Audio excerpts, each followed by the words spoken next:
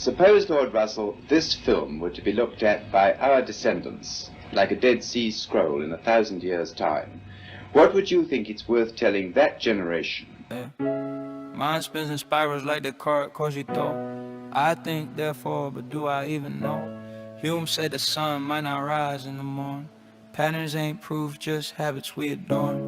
Russell's teapot floating out in the void. Invisible doubts that can't be destroyed. Belief ain't a bird and the skeptic employs. Question the noise, the cosmos ploys.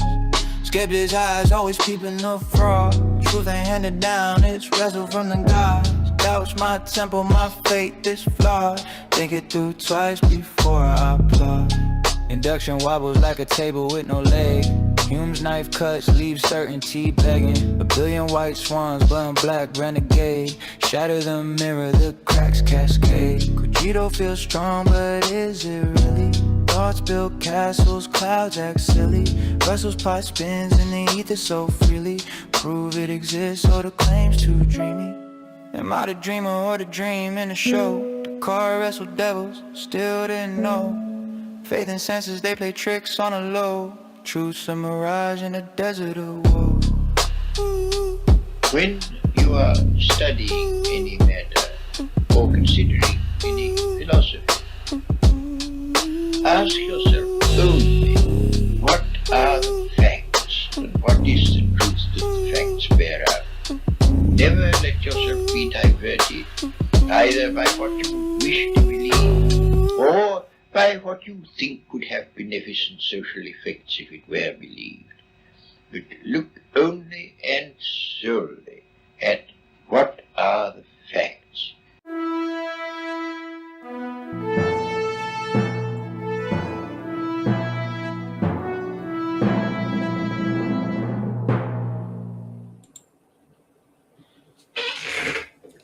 Well, hello, everyone, and welcome to Skeptic Philosophy. As always, I am your host, Robert, and today we have a great subject that I think a few people have been anticipating. We're going to have complete open chat today. Everyone is welcome to come in and talk about this and give their own 2 cents on it. Before we do, though, I do want to make a few clarifying statements on this. This is on its surface about the teleporter paradox, but clearly the deeper that anyone has looked into the teleporter paradox, this is not just a problem or a paradox about a teleporter.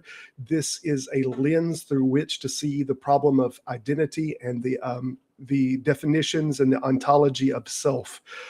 In the same way that we look at things like the trolley cart problems, these are not about the trolley cart problems or the specific moral dilemma that is sitting in the front of them, but rather they are about how we evaluate and how we navigate the problems of moral questions. And I think this is the same. And to the point of a finality, us having any final answer here, I don't think there will be one. I want to say that in advance. Anything that is labeled in mainstream philosophy as a paradox, I would not look for anyone on any YouTube videos to solve such a thing. That having been said, we're going to give a few hellos to everybody. Professor Hizzle, I see here. I see Tillman on here. Sam, Geo Sam, Xavier, I don't know how to say this name here, man. I'm sorry. I'm going to wind up messing that one up. And Rimmers, Filbert, nice to have y'all. Appreciate y'all coming on. We're going to play an intro video that's going to give the basics of the problem of what we're talking about. And then we'll get deeper into to the solutions and the ideals about the problem. Let me see if I can get this on stage here. And y'all can start coming in stage. I'll bring y'all up on the stage as soon as we're done with the video intro here. But I just wanted to play this for a basic understanding of what the problem is.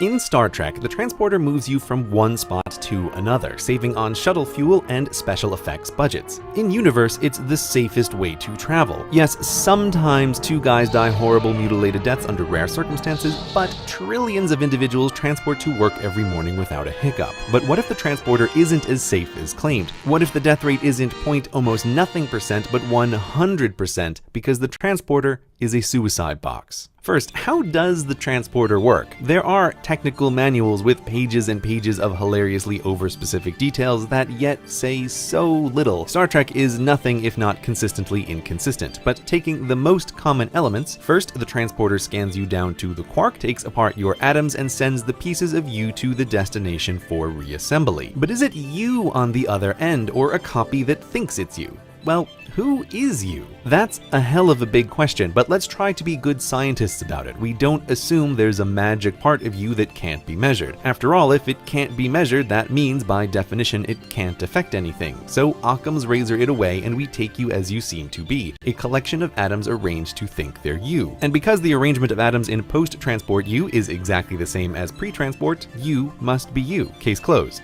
But you might still have this nagging feeling that your experience of stepping into the transporter will be a funny sound, a bright light, then nothingness eternal, while down on the planet a brand new life, complete with all your memories up to the moment before your death, popped into existence and assumed it's you. How could it otherwise? It lives a life as short as the mission, and a new creature with the memories of you both makes it back to the ship. If true, multiply this by all the life forms in all the ships in all the star systems, and this transport technology is a silent holocaust, which makes an average episode of Trek rather grim watching, and it's a small mercy when a crew member takes the turbo lift rather than site-to-site transport. But again, the measurements check out, so perhaps we're being paranoid and we're already late for our holiday on Risa, so just step inside already. But atom reassembly is the optimistic version and can't be how the transporter really works, because sometimes accidents combine two crew into one or split one into two. There aren't enough atoms in you to make a second you, so the transporter has to be turning atoms into energy and energy into atoms. You are destroyed, used to charge a battery, then recreated anew. This really seems like death, but the philosophy majors in the room are dying to bring up the ship of Theseus now, so fine. You take this ship on an adventure. As parts get worn, you replace each until eventually no piece is original. When you return, is the ship of Theseus still the same ship of Theseus you left on? Seems so, and this is what your body does daily via eating, bringing in new atoms, and excreting, losing atoms. Compare to the Cutty Sark, a colonial tea-ship burned down and restored with new parts. Is it still the same Cutty Sark? The result is the same, all new parts,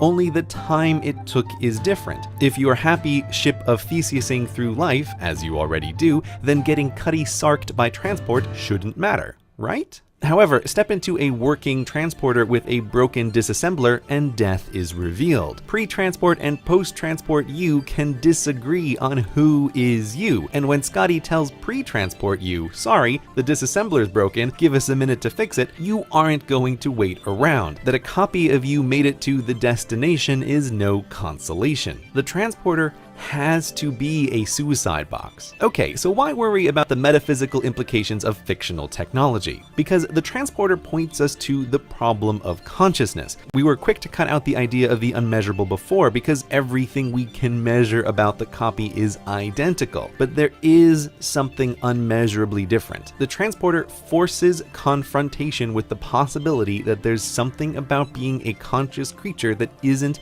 measurable from the outside. Did we not contain conscious brains ourselves, how would we know that other brains are conscious? Truth be told, you can really only know that you are conscious, and it seems polite to give other people the benefit of the doubt. But were a computer to claim that it was conscious, how would you know? Your continuous stream of consciousness is your life, and you are the only one who can experience it, who can know if it exists and if it is continuous. And transporters are scary because they cause breaks in that consciousness, making a copy that lives the life that you have left with no one the wiser, with no one able to be wiser. And while transporters aren't real, breaks in consciousness are. If you go for surgery, when they put you under, you can't be sure if it's you that woke up. For that matter, your bed might be a suicide machine. Every night's slip into unconsciousness, the warm embrace of the Reaper.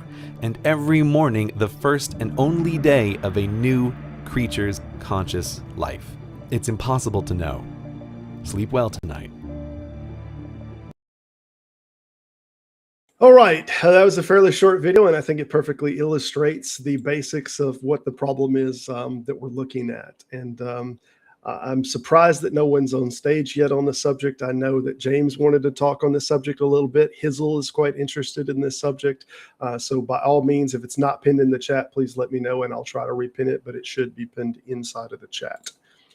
So I will put it in there again. Y'all come on stage, please mention some questions, your thoughts on it. I think the real measure of the question, and maybe I'll put a poll up on it at the end, is would you go through the teleporter or would you not? That's the real answer to the question. Let's see who we got here. James, all right. James, how's it going, man? Neither, Robert. Good to be here. I wanted to wait for a professor to get on and have his first say before I jumped in. I don't know why he's not here. That's all right. I seen him in chat earlier, but yeah. Let's see. That might be him, the speak of the devil. Let's see. Hizzle, what's going on, man? Hey, what's up, man? So the topic is finally on the table, man. It is. I take it you had some thoughts on the subject. I mean, some. Interestingly, since we've talked about it, I went out and looked into some things, and I found a comic that I read that interestingly made me feel a lot better about it. But it's still icky. It's still icky. Yeah, absolutely. Yeah. The difference isn't going to sleep and being under anesthesia. It's still the physical. Yeah. So, I'll just recap a little bit of the conversation that me and Hizzle talked on this subject before. We got one more person in the back. I'm going to bring you on in just a second. I think that's Kurt that's there. But I wanted to recap something that me and Hizzle had talked about was the experiential self, the ideal of the man behind the eyes, the perception of the now, of the present, that there's a break inside of that. And the more that we tried to reduce what is it that is the self that we're concerned with is dying, is that when we get into the duplicator malfunction, that it winds up creating a duplicate. Now we have two. Which one is the real one? But there's one that has an unbroken perception of that experiential reality, and then there's one that doesn't have an unbroken perspective. And it seems that one, I think, was the original argument, the one that has the unbroken self of experiential, that frame of which they're looking through the constant temporal now, is the one that is the self, right? Yep. As opposed to the previous self of, our younger self and possibly ourself before we went to sleep and things like that. Yeah, for sure. Kurt, bringing Kurt on stage. I did want to hear from James, though. James has been wanting to talk about this subject himself. He actually brought it up, and I think me and you, Hizzle, and somebody else was talking about it, and then out of nowhere, James brought this subject up, and we were trying to figure out how were we both talking about this at the same time, and there doesn't seem to be any association that we could think of. We just happen to be interested in the same subject, so I decided I'm going to go ahead and try to cover this on a video. Yeah, it felt like synchronicity for sure. Yeah. So, James, your thoughts on it? No, I've got miles of thoughts. My first question is for Hizzle. Why does it feel icky for you? Just because of looking into it, I've gotten past a couple paths or a couple blocks on the path, but it still comes down to that unbroken biological process. Breaking down is life doesn't exist broken down. Life ceases at that point, and then life is recreated elsewhere. I think at that point that there is some experiential loss by the original, but I'm not sure why. The continuity of biological, unbroken biological chain is really what's icky. And the fact that I don't believe that I will wake up on the other side, but some could argue that's the same with sleep or with anesthesia. Interestingly, I'm not sure if I were to, I told this to Robert the other night. I'm not sure if I was completely drained of life and completely dead, and then somehow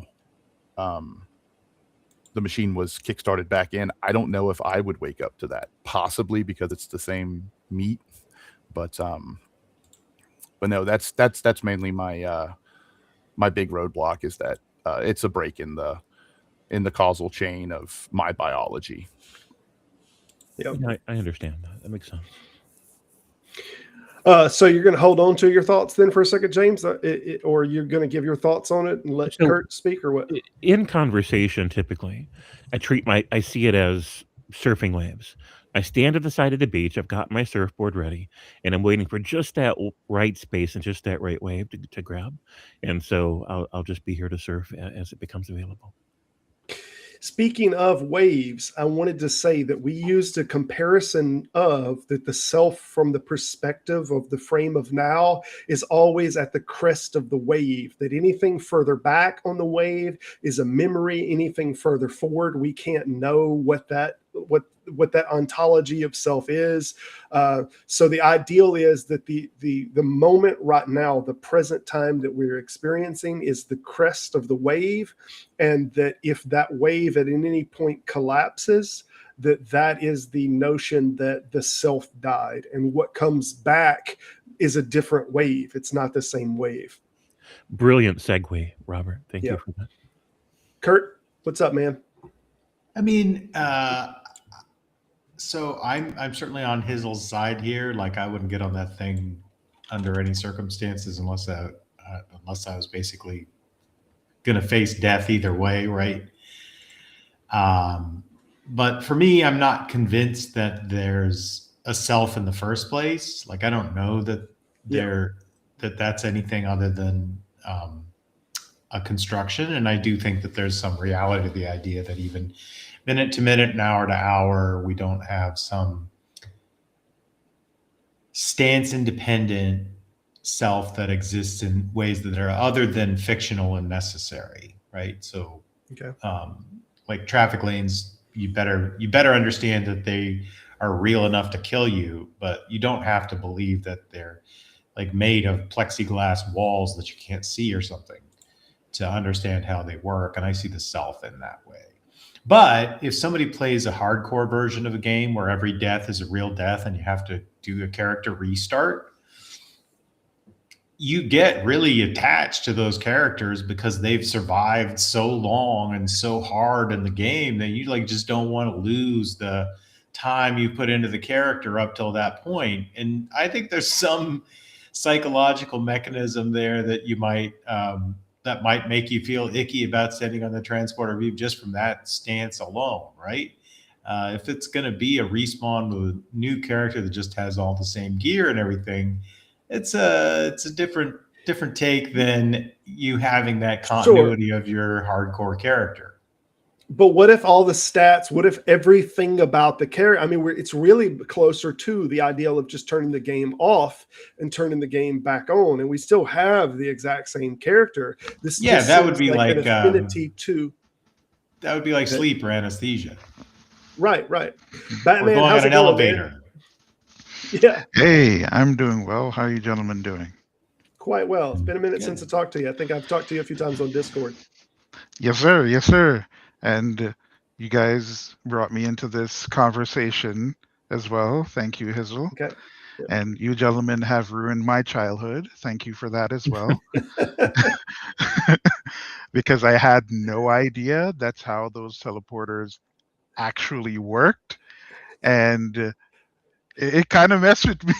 I'm not even going to lie. Yeah. I'm still trying to Dr. McCoy says it in the show on the original series. Yeah. He was concerned about a soul, though. Yeah, he had notions of a soul, whereas the lady in the Next Generation one, she never took it either because she had concerns with the break, I think, of the continuity of self. I don't think it was ever articulated, but she had a something like, but is that you that comes out kind of question. So I think Gene Roddenberry, I think some of the writers of this, I think they had some ideal of what it was that they were playing with, but I think the long-term, like philosophical can of worms that they were opening, I don't think that the writers had any real ideal of what they were opening. Yeah, I think they needed a way to get characters onto other spots quickly, and they came up with the transporter beam. They even said that the shuttles were very expensive to film. Yeah. The shuttle, having a shuttle there, they'd have to build it custom. And yeah, it's perfect because you have this way futuristic technology. You already have concepts like replicators that can replicate, and then there's this like, how well do the replicators work? So I mean, it seems like it just fit perfect, but they obviously weren't going to try to deal with the deep philosophical questions of consistency and self. You know, that's not something that they wanted to deal with. That would be a fun conversation to have with the hypothetical God. Like, look, I want to get to heaven, but I don't want to die to get there. Can you send that chariot of fire down that Enoch caught a ride on? Be like, you know how much those shuttles cost to make? I'm just not going to do it. I'm going to Or you can teleport just here take for a you. portal. Yeah. You know, there's that and teleportation.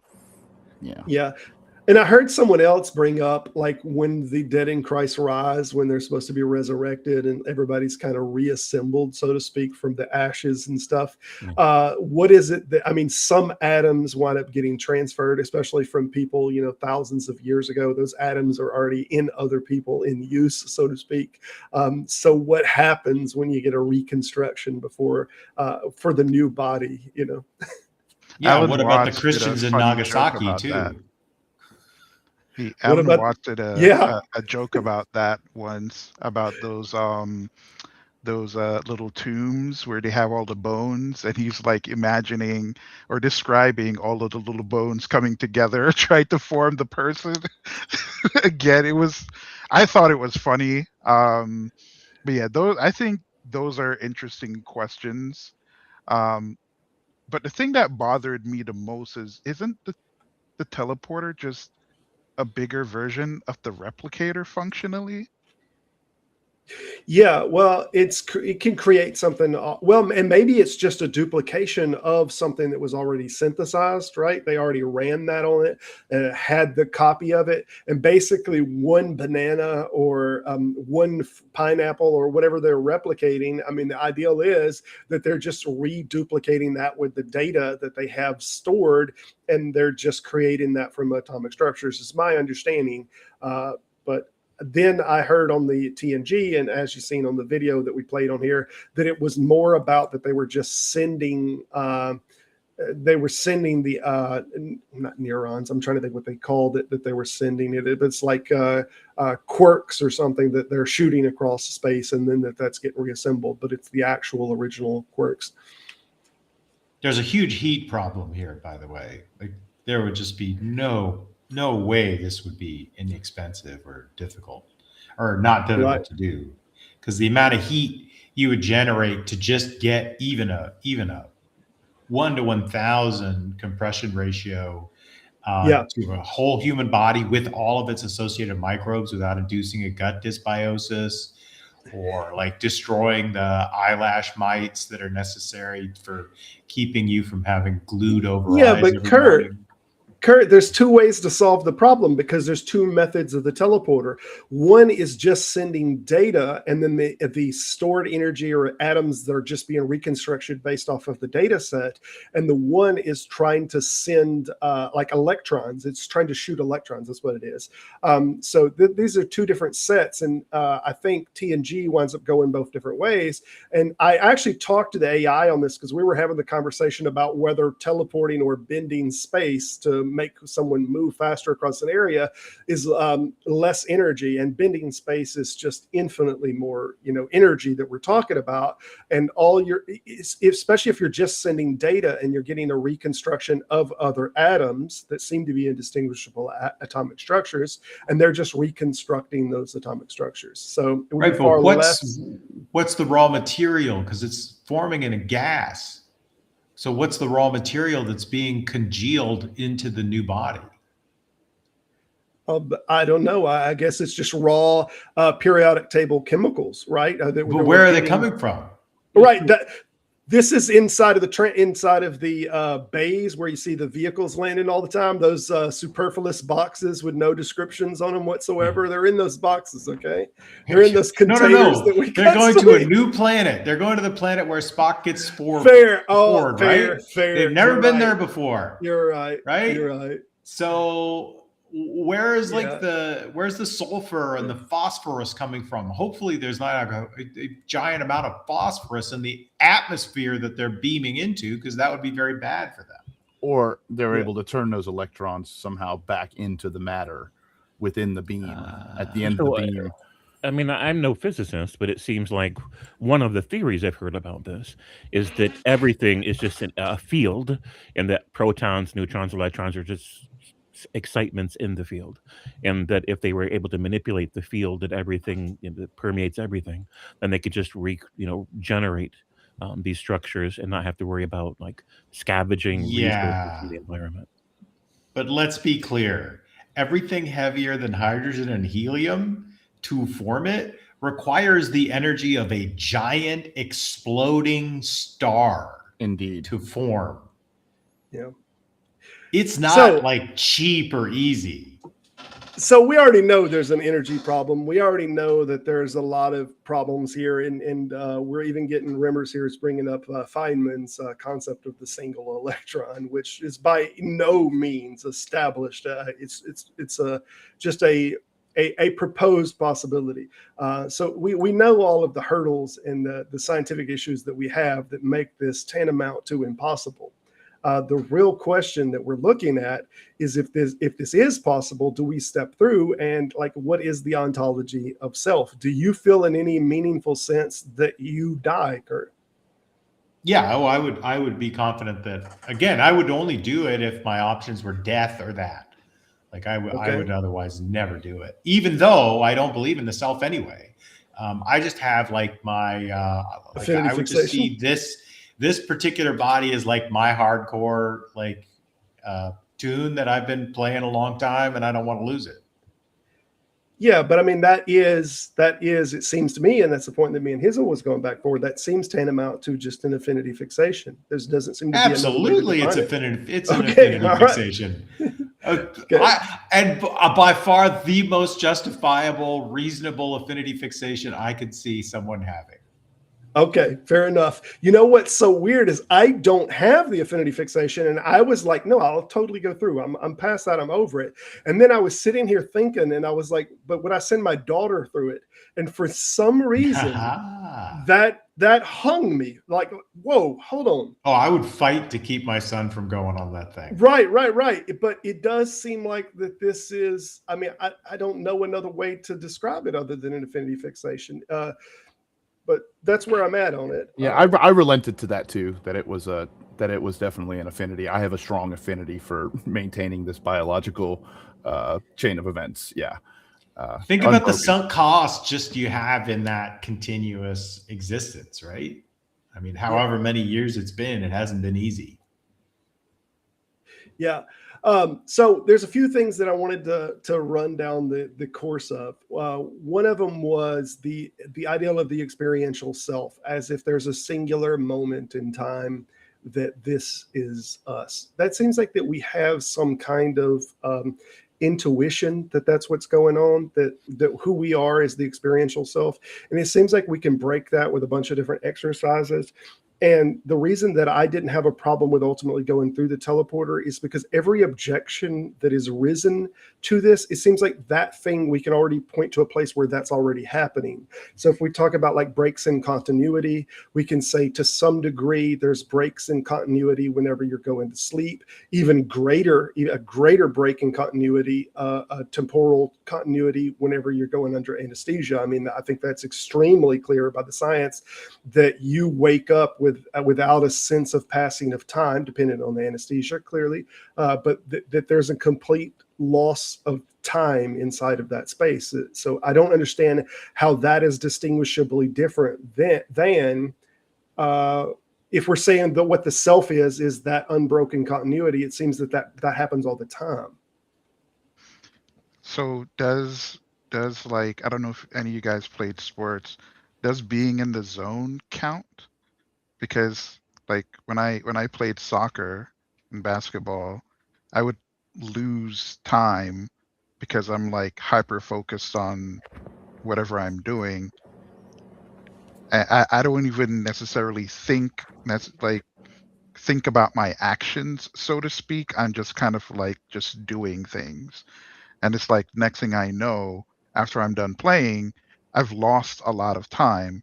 I don't really remember all the details of the plays and stuff like that. Um, so yeah, would that also count? I mean, when I used to play racquetball, yeah, you would just be completely like conscious into the ball. You wouldn't even think about anything but other like what's going on with that ball. Hyper focusing is I hyper focus every day when I'm coding at work. So, or But driving without awareness, like people away. have this sort of thing all the time, and I don't see that as like a loss of the self, because I don't believe there's like a separate homunculus self anyway. But I do think that it's evidence that attention, awareness, and responsivity can all alter along various axes.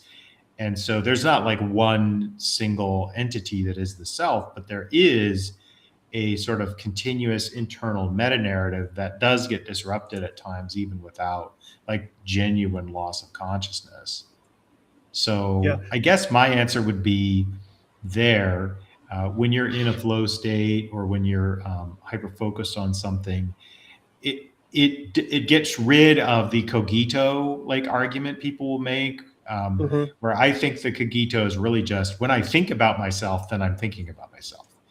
But there are plenty of times where, like, even a normal person in a normal routine, their like first 30 minutes might be completely sequenced and completely unreflective, and they just go through their normal motions. And you see this all the time with people who have a normal morning routine, and then something they're supposed to do that they don't normally do doesn't get done because they were completely on autopilot. People will say that, right? Oh, I've spaced on that because I was on autopilot this morning and forgot it.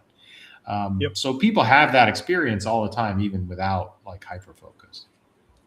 Well, in the book Mind's Eye, I forget who the co-writer was with Daniel Dennett, but it's an older book called Mind's Eye, like the letter I. It talks about this, I think, in chapter 2, like when he reached the peak of a mountain, and that there was a sense of a complete loss of identity and self, that nothing that was about him could be. It was pure experiential. It was pure. That there was no self-identity, no thought that was independent, that he had no grasp on it, on even time. That we run into these moments, whether they're shock and awe moments or whether they're moments that we just drift into muscle memory kind of thing, they happen. And in that, where is the sense of self? Simos, how's it going, man?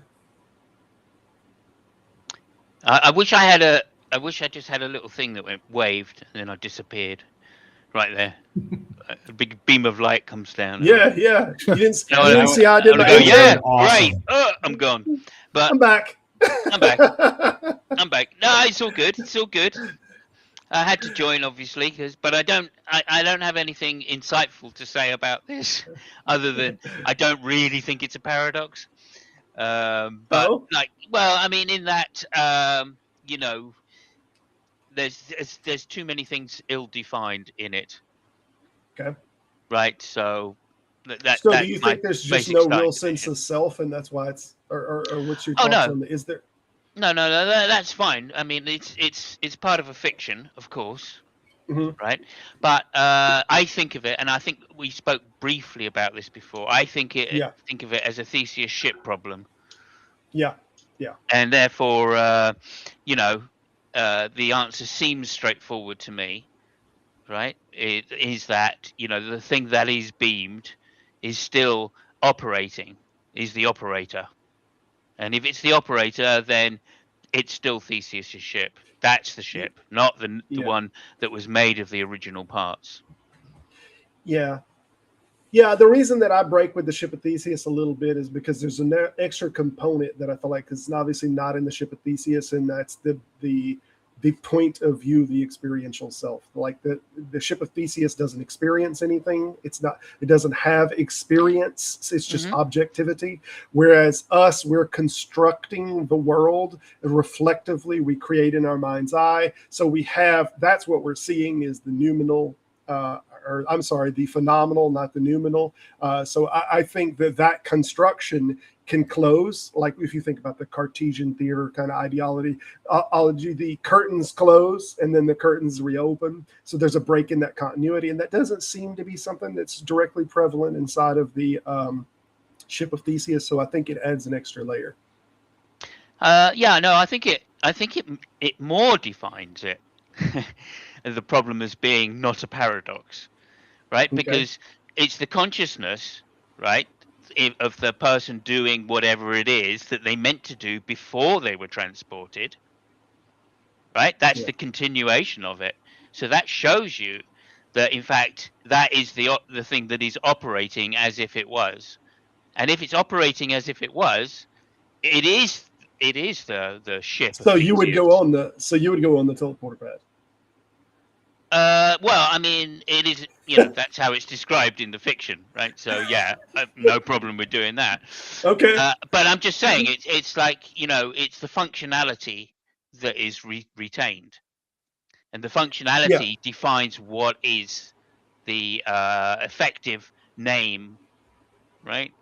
Yeah. So that's operating. It's nothing to do with all of the, possible solutions. Yeah, I literally look at it as from a pragmatic point of view to say, well, what is operating as Kirk when he beams down? Sure. Is it what's left in the ship? I mean, there isn't really anything left. That's the bit which is ill-defined in the problem, right? It's like, where are the particles? Are they recreated in the teleporter at the other end, or are they? We know there's some beamed? that we don't know for sure. Exactly. That's the ill-defined bit. And if it is recreated, then the solution seems clear to me that it's the functionality of the thing which defines who Kirk is or what Kirk is. And if they are beamed, then that's still functionality of that is Kirk. So both solutions are the same, whether they're beamed or recreated. Anyway, that's my kind of 10 cents on it. James, we've heard from you the least. We want to hear something from you. What's going on? A couple of things. I know I Am Batman wanted to say something about this. So just to be clear on this, if we had a teleporter and we made a Simus Funk with the teleporter, and for some reason that was the malfunction happened and the original one was still on the teleporter pad, and that's the Simus Funk right here. You're the original, right? We accidentally clone you in a teleporting accident. Does that mean that it's okay for us to shoot you in the head because the new you is functionally the same as the old you and he's still standing over there? That's to Odin, is it? That's to you, Simus Funk. Oh, to me. You're the one who's gonna shoot. I mean, like, if you know that there's been a malfunction in the teleporter and that I'm the only version, then no, that would not be good, because functionally I'd still be me. I mean, the Next Generation handled that specific problem with the Riker Prime one, and like they just felt like, okay, now these are two people, which I think is the correct response. But there's also non-teleporter issues in the Next Generation. Like Picard has the one episode, The Inner Light, where he lives the whole life on the dying planet and then comes back, and it totally changes him and changes personality and everything. Well, that's very, very similar, if not even much more transformative than just a simple transporter beam episode. And then he was Locutus of Borg for a period of time, which is, again, a much, much bigger transformation than just beaming. Yep. And again, both Locutus and the Resican in The Inner Light, like, fundamentally change who Picard is. Like, he hates kids until The Inner Light, and then after that, he's like tolerant of them. So there's more than just transporter beams that are at the issue of like Miles O'Brien going through that thing that only lasted a few hours, but it seemed like a lifetime in that prison. Right. And how much he changed from that. Batman, let's hear from you, man. So James kind of asked the question that I wanted to ask, But my questions was a little bit different, where instead of shooting one of Simos's, right? If we left one Simos on the planet for like a year, right? And let's say we come back for him for clone Simos, if we want to make them, would it be possible to essentially make them one Simos while having them both maintain the memories of their separate experiences as like one memory? How would that Well, like they work? contemplated that with the two Rikers, right? There was a guy who was arguing that they could like merge them together, and they both decided not to. They did that on Voyager. Remember, we're 7 of 9. Like there was one of her from each of the times they pulled her out of time, and then also the captain of the time ship, right? Like one of him never committed the crime, another one did commit the crime, and they were going to recombine them all for the trial. Mm. Wow. Hizzle, what's your thoughts, man?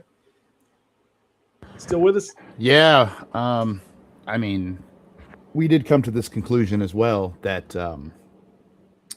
this is never going to happen, and this is, we can't do this. But yeah, no, hell no. I'm still Not going on the teleporter. Not going on teleporter, and that's one of my biggest problems. Is there is a fundamental difference between what gets beamed down and what is left over. Obviously, it is a cloning situation outlined by what happens if you don't dematerialize. That right there kills it for me. There's two experiential, albeit biologically identical, supposedly.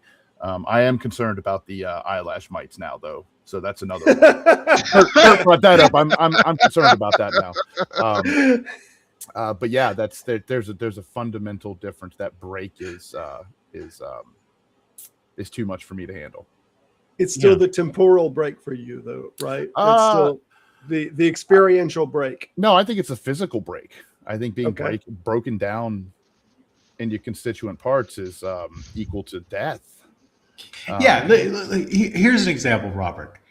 I'll put you under anesthesia and beat you to the living hell such that like all of your body parts are mangled and broken, but then I'll put them all back together and there won't be any bruising and you won't feel any pain. And when you wake up from the anesthesia, you'll have like no memory of any of it and nothing will have changed. Would you do that?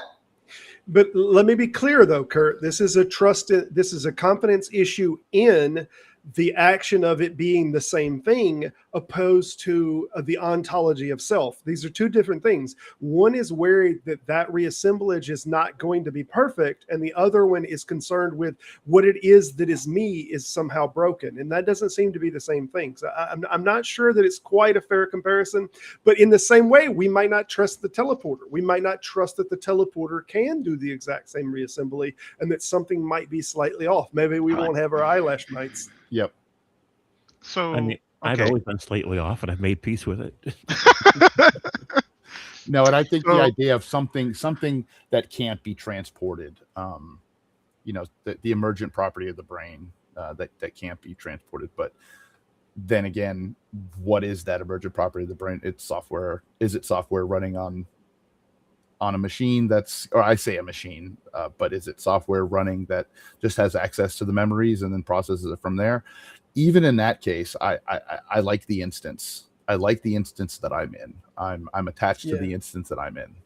But you're not in it anymore. You're in a different instance now. Right, but I'm not. I don't think my awareness moves over there.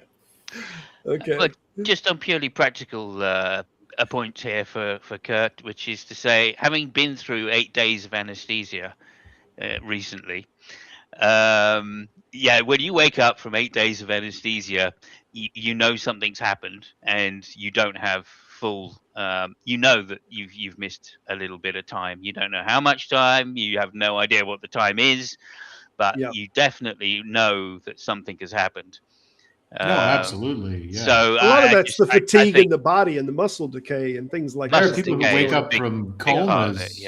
But also memory as well. Also memory, like you've literally forget stuff that you would wake up every day and remember, but you don't get that chance to do that. So your memories are 8 days forgetting rather than 1 day forgetting. Can I give It's my answer as interesting to thing. whether or not I will walk and take the walk Sure. and be teleported? Hmm. So in the first conversation, my initial answer is no, I wouldn't do it, but I'm changing my mind. Okay. Come I on would over. The do it. water's fine. That's what I think. Yeah. Okay, I would do it if one thing is true, like if there is a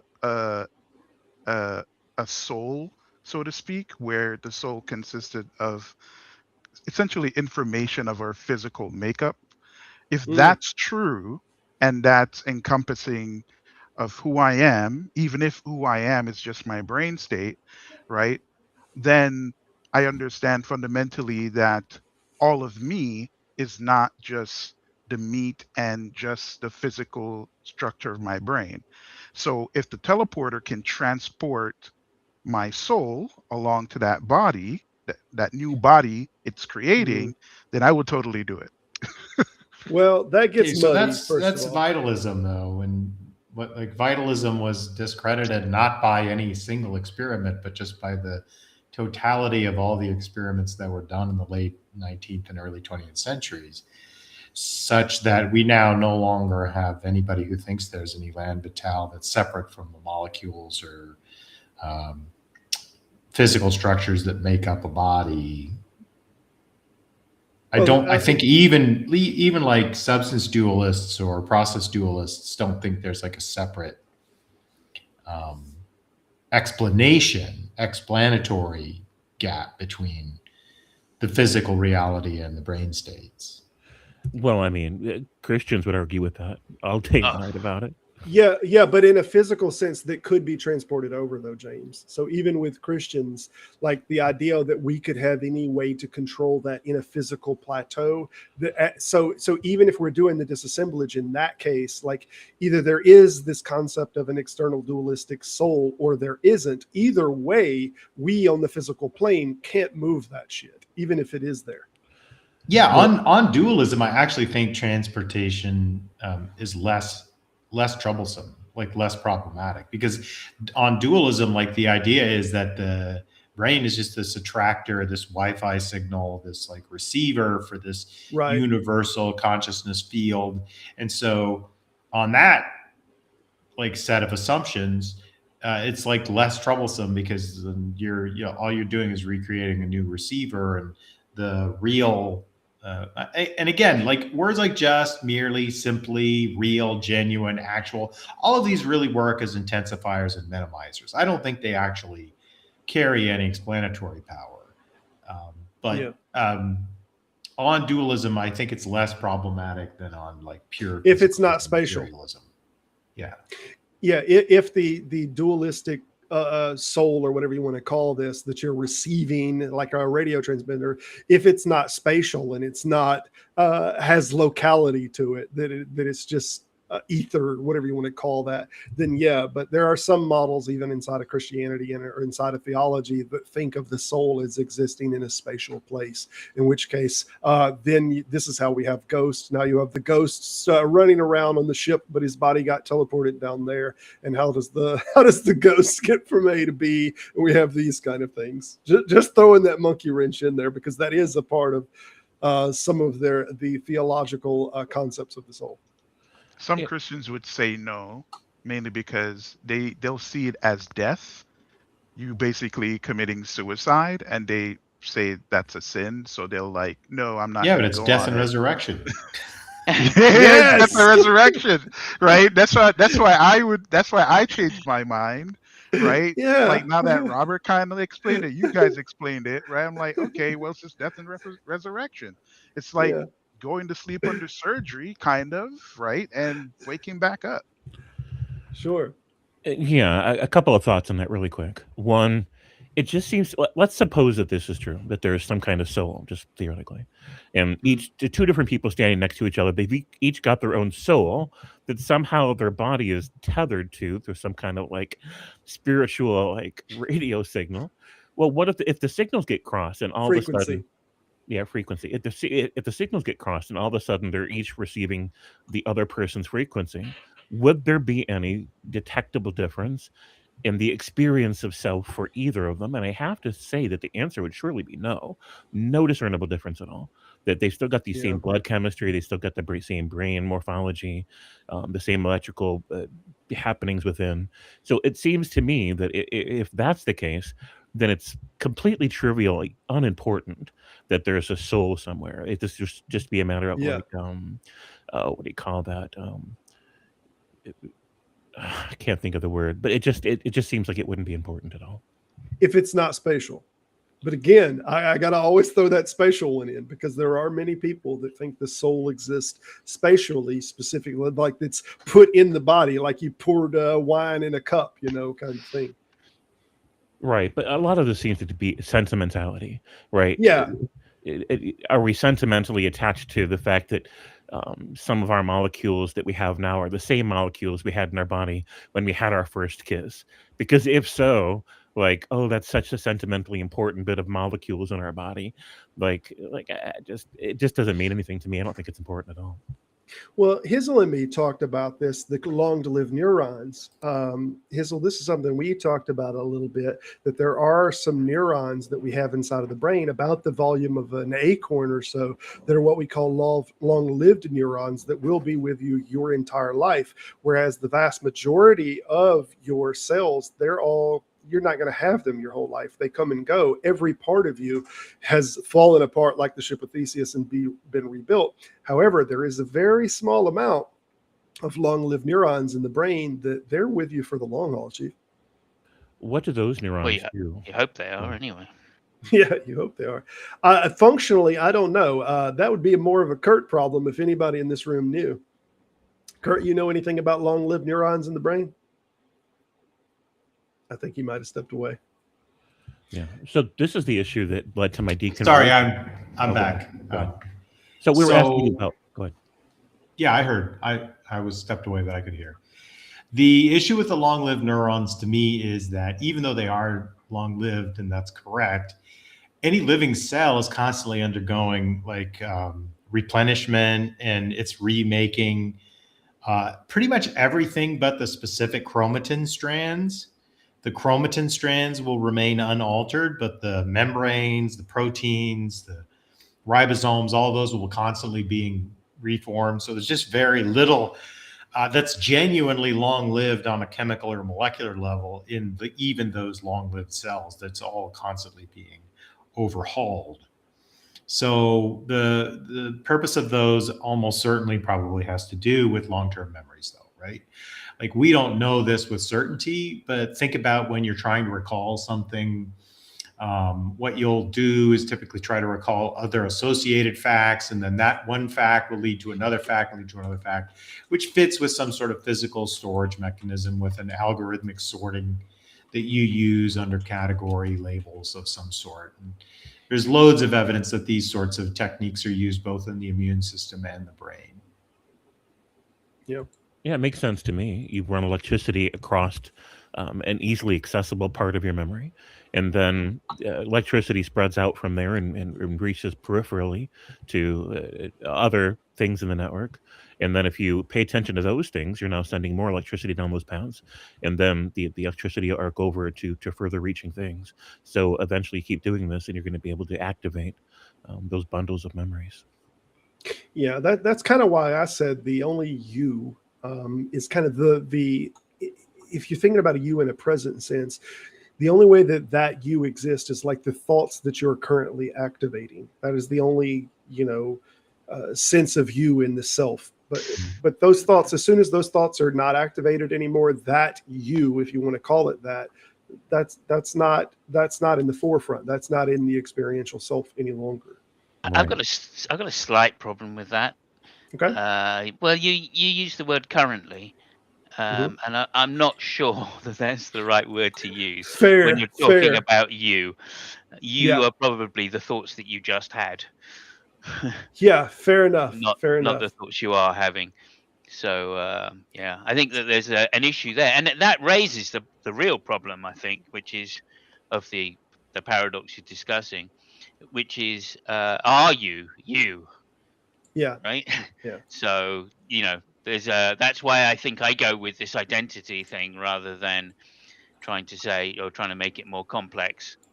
Because I think, Yeah. no, as long as functionally I'm operating as a current being, that's all that is needed to be me, or an identity. And so if I functionally enter into a transporter, right, and I get out the other side, whatever the mechanism is, right, and yes, it could go wrong because there's some special matrix that Bones needs to fix if it goes wrong or something, I don't know.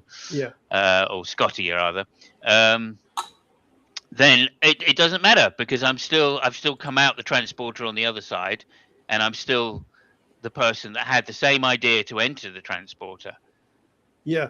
Yeah. Right. All the components are still there. If it goes wrong, I'm not that person that decided to enter the transporter, right? Because Fair. I didn't go anywhere. I didn't really enter the transporter because I never got to the other side of it. Right. So Yeah. And go ahead. I just got a question for Simos. So essentially what you're saying is that you, right, which is all encompassing of your thoughts, experience, my identity, your identity, right? That's basically just a process, right? And when you enter the transporter or teleporter, and it breaks you down and remakes you at a different location, because the process is continuing, right? That's still you. That's basically how you see it. Well, like I said, it's almost a matter of pragmatism. But like I'm functionally the person that entered the transporter to go to the other place to do something, right? And that's what my identity was before I entered it. Was I was going to go and do something at this particular place, right? So as long as I'm still doing what I was supposed to be doing, then my identity is the same. All right. Let me get. Now, I can see that there's ways round. You can say, well, the technology didn't work, etc., etc. But then, if I didn't come out the other end, right, then we're just talking about the minutiae of how the teleporter works, rather than whether my identity is preserved. If my identity is preserved, and I'm now two people, I'm just two people. That's it. One on the ship and one on the ground. But functionally, I'm still the person on the ground, because that's what I was going to do, and that succeeded. So my identity is that. Now, does it mean that the reconstruction isn't me? No, does it mean that the non-reconstruction, I mean, it is a reconstruction either way, but the bit that comes back into the teleporter on the ship, shall we say, does that mean that's not me? Well, I mean, it's the parts that were originally me, but I'm not doing the function that was me. But your whole thing is on the function, Simos, and like some people, specifically Hizzle, we're interested in the experiential self, and it seems like that yours is the functionality value, and his is the experiential or the unbroken experience value. So what he is saying is key. Hizzle, you're lighting up a little bit. I don't want to talk too much for you. I'll let you speak to yourself on this subject.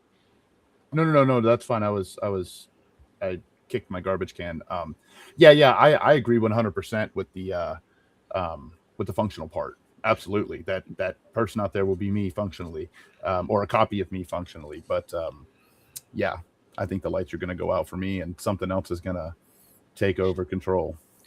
I mean, in the circumstance where there's at the end of the process two bodies that started the same, I would just see that as a cladistic event. Right now, you have a mini version of a speciation event where you have common ancestry. Can I interrupt you, Greg? Sure. What's a cladistic event?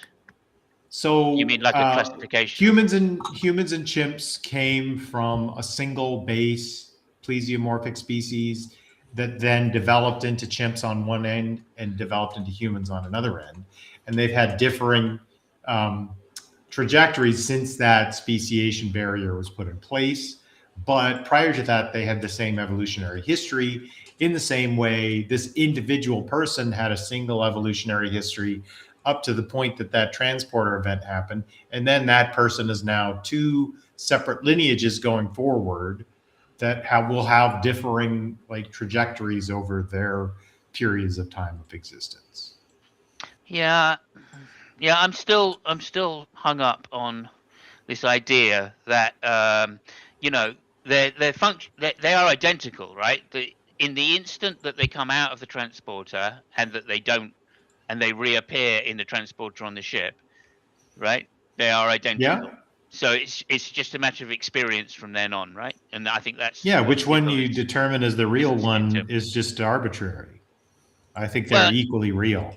sure, in some sense it is, but like the purpose of stepping into the transporter, right, is what I'm saying is functionally going to decide which you consider to be. I mean, they're both real.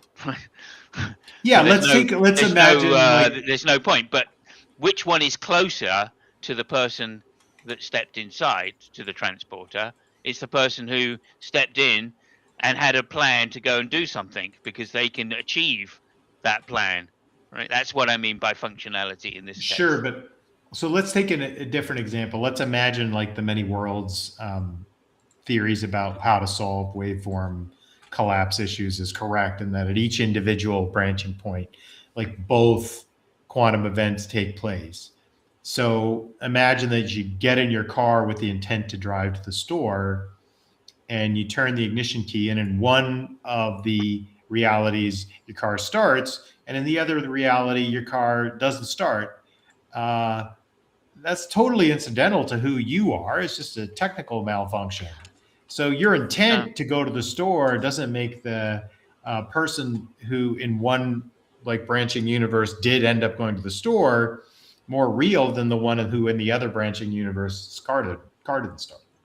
As if goal orientation dictated what the outcome was. Yeah, I was kind of picking up on that from the conversation earlier when you were saying that was what your goal was, and that goal didn't make it. So in some sense, that's not you, or the one that didn't make the goal, so to speak, is not you. That seems to be. I don't know that would be the category of what makes that you and this one not you. I have a couple thoughts on that. Yeah. One of the things that I've discovered in all of these years I've been deep diving into these issues is that there's no one objective truth of what identifies you in the universe. And so there was this guy that I knew. He's like, if I do make it into heaven, if I don't have my music abilities and my appreciation for the music that I play, then it won't really be me. He was neither right nor wrong. That's up to him to decide where to anchor his framework of identity in. Yeah. And so with that being the case, Simus is neither right nor wrong. Now, for me personally, I feel like there's any number of things that can happen in the course of a week where I set out to do a thing and I fail. But when at the very moment that I'm blocked from completing a goal, I don't feel like I died because and the real person never manifested, and now that I'm just a cheap copy of the guy that was supposed to manifest through the accomplishment he didn't get to have. Yeah, that's not analogous to the teleporter paradox, though, is it? I think it's just analogous to your point, kind of, right? No, I don't think I think it is. a little bit to yours. Yeah, I mean, look, I'm trying to be concrete on it. Maybe as a devil's advocate, sure. right? And it's a paradox, so that it alone should tell you that I don't think that I'm necessarily right. I just think that this is the better way to look at the problem, right? Because I'm more like, as in I'm going to go and do this goal, right? Yeah. That's more like the person before that got into the teleporter before, because he didn't get into the teleporter expecting to get 2 copies, right? That's not how a teleporter works, right? Normally, you get into the teleporter, you go to wherever they beam you to, and then you do your whatever function that you got into the teleporter for. So I think if that's you're wearing closer. a red shirt, that function is to die. Well, that may well be the case, but then that's so it's about closer. predictive realities for you. Like, is this like you're predicting this reality to be the thing, and one is disaligned with that prediction, and one is aligned with that prediction, and that's more so what you're. In some sense, yeah, it's more likely to be aligned with the person that succeeds than the person that doesn't. First of all, because teleporters work 99.9% of the time. right? So you don't get into it thinking, right, there's a possibility that X, Y, Z will happen. You think, no, the high likelihood is that I will be teleported to this planet where I'm going to go and sleep with an alien, right? Because I've got a yellow shirt, right? So, so that's So more likely to be the case, that you're aligned with the person that previously got into it, rather than somebody who gets into the teleporter, doesn't get teleported correctly, realizes that some part of you did, right? But then comes back out again and goes, oh shit, I didn't go. That's less likely to be, although it's the same person, it's less likely to be aligned with the person who walked into it, because it's such a rarity that happens. But I don't know whether that's a cogent argument, or maybe I'm just making shit up. Like, So I think Star so Trek did. Oh, go ahead.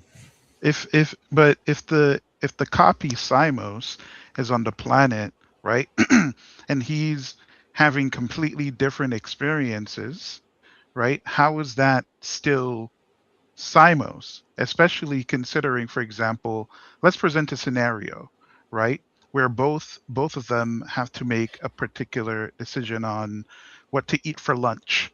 Right Okay. now, due to Simos's experience on the planet, he probably saw something traumatic, and now they're both looking at a nice steak.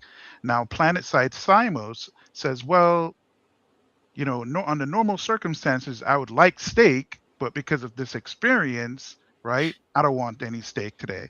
Hmm. I've lost my Sure. taste for steak. Is that still functionally you? Right. Well, I mean, I think that obviously after they separate, they're going to have different experiences. They're going to have different thoughts. One's going to feel very lucky that they didn't die, because that's also a possibility of a malfunctioning transporter, Yes. right? So, whereas I, on the ground, don't think that, right? But I mean, I don't see how, first for a start, right? A malfunctioning transporter, to me, I mean, I've only seen a couple of episodes where this has happened, to be fair, but both times they disappeared from the transporter pad. It's not that they just failed not to be transported, right? So they're not the same molecules. They have to get reconstructed as well. Mhm. So both have to be reconstructed. Now, I suppose you could argue that the one coming back to the ship, or the one that stays at the ship, is reconstructed with the same molecules, but does that mean anything? I'm not sure it really does. I think that even then you're still going to be arguing that there are some molecules which are different, right? As Yeah. it's almost impossible to know where all the molecules were anyway. If so, transporters We're can't work. assuming everything is the same, though. You see what I mean? Just to be clear, Yeah, we're assuming everything's exactly the same. So Right. let's keep with that assumption, because we're still trying to divide, even if everything is exactly the same, how we still feel about this. What is the ontology of self? Yeah. James, go Well, ahead, man. sorry, that's why I do go with this functionality, the purpose, Yeah. right? Which has the purpose, and the purpose Yeah. is obviously still with the one that carries on being Simos, in this case, on the planet, going to find the Yeah. woman and wearing the yellow shirt. So yeah, I mean, I think part of an element maybe for what Simus is saying is the guy down on the planet has a more satisfied sense of agency because he made a choice and was able to follow through on it. Yeah. There could be an element of that, but nothing can change the fact that for me, I would consider it dying to get on the teleporter and be replaced. The guy down there is not me. If the sequence completes successfully, and that guy down there thinks identically to how I thought up here, that manifested person is not going to think of himself as a successfully teleported person. He's going to recognize himself as a clone, a perfectly copied clone of the original, and then he can do whatever, he can make peace with that or not. But if he chose to get on the teleporter pad, that's his own problem. Or if the previous person did. But I've just got to say also, it's not like, that's one particular version of a teleporter, right? Normally, when we see it in the early Star Trek, which is the one I grew up with, they teleport just to a planet. So it's pretty clear to me that they're not reconstructing with molecules that are on the planet. They're actually beaming Maybe. the molecules to the planet to be reconstructed. Right. So, maybe that might be just a, well, the only time That doesn't seem to matter to me. the only Yeah, time I don't think it matters either. I don't think the only time the physics matter is when we're anchoring our identity framing to the physics. Other than that, the physics are trivial. And so, with all that being said, like this is the reason why I deconverted and realized that Jehovah's Witnesses and other Christian religions aren't true. Because it occurred to me one day that they're just talking about replacing me with a perfect clone. And that clone won't even have my identical memories. He's going to have new memories because I have incorrect memories from incorrect perceptions during the events and the malleableness of memories afterwards. And so, because you can't have lies in a perfect kingdom, then you have to clean up the memory, which means you've got a completely new negotiation of what you've even been through in the past. And so it's going to be fundamentally different all the way through. And so, with all that being said, here's something that occurred to me along the way. I mean, that's a very interesting point, about thoughts that you have in heaven, right? So yeah, we're gonna have new memories because a lot of our memories are BS, and so God has to clean it up. And since our memories, we have to be happy as well, right? So sure, we got to be content that everybody that goes to hell is. That's a verse in Revelations about that we have to have a type of desensifying to those that are burning in hell, so that it won't be as kind of stressful for us. Right. So we'll also have to have a severing of our sense of connection and love for the people that aren't going to be there in that hypothetical world. And so even this is a fundamental difference in who we are. Yeah. And so these are huge differences. In the meantime, different material, right? If we're in some kind of a heavenly paradise, well, then we don't have the same neurophysiology or blood chemistry or anything else like compelling our mind states. And so without that, like, who would we even be? Everything would feel different.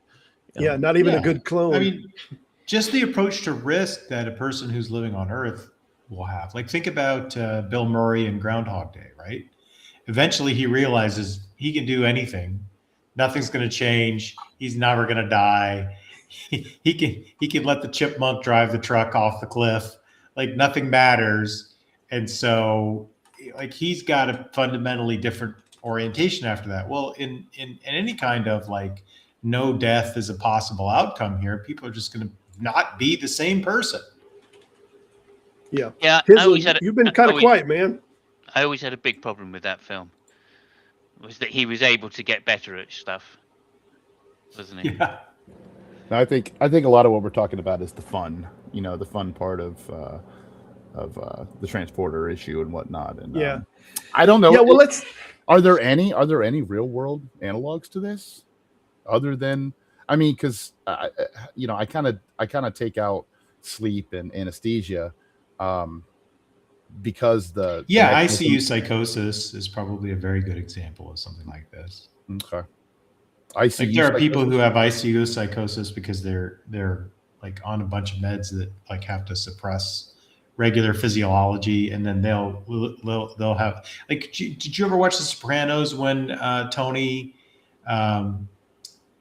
gets really sick on a trip and he gets put in an ICU and he has like this whole alternate life where I think his name was Sears or something, and he's like a salesman and he's like traveling around. Like ICU psychosis does appear to be something like that, where people have these whole alternate experiences that don't track with their actual like lived narrative. Do they generally come back? Well, yeah, you can remember them, that's for sure. I went through this recently. Like I had 3 weeks of this. Yeah. I had a serious operation. I had a double lung transplant, so they kept me on anesthesia for 8 days. And then when you look great. Thank you very much. Appreciate that. It's 3 months ago now that it happened. I had the operation. Wow. And then I had 3 weeks of what you're calling exactly what you're saying. ICU delusions, really. And it was a nightmare. I mean, it was an absolute nightmare.